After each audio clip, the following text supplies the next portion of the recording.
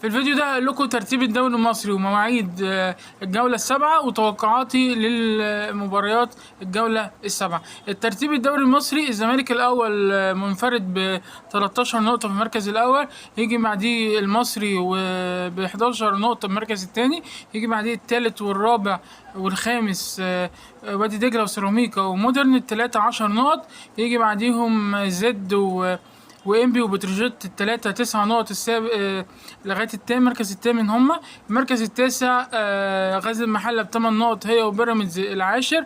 وال11 حرس الحدود برضو 8 نقط، وطلائع الجيش ال12 8 نقط. البنك الاهلي المركز ال13 7 نقط، وسموحه ال14 برضو 7 نقط. الاهلي ال15 ب6 نقط هي والجونه.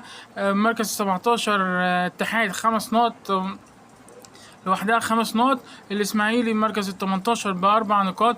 المقاولين المركز ال19 ب3 نقاط.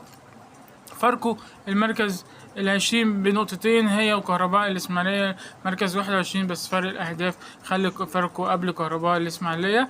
المواعيد بقى المطوشة: عندنا يوم الأربع 3 مطوشة. عندنا أول ماتش المقاولين وفاركو، وأعتقد الماتش ده هيخلص تعادل بين الاتنين، او مقاولين ممكن تكسب الماتش ده. الماتش التاني ماتش المصري وغزل المحله، واعتقد دي تبقى اول خساره لغزل المحله، الفريق اللي مخسرش خالص الموسم ده. اعتقد دي تبقى تكون اول خساره بفوز المصري ان شاء الله. الماتش اللي هو ده هيبقى الساعه 8 يوم السبت.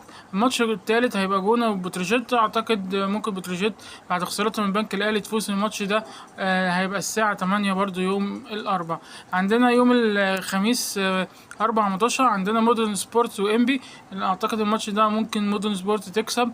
الماتش اللي بعده هيبقى الزمالك والاسماعيلي الساعه 5، واعتقد الماتش ده الزمالك هيكسب بسهوله، لان سوء اداء الاسماعيلي هيخلي الزمالك تفوز الماتش ده. الماتش اللي بعده الساعه 8 في ماتشين، هيبقى الاتحاد وكهرباء الاسماعيليه وبيراميدز والنادي وزد.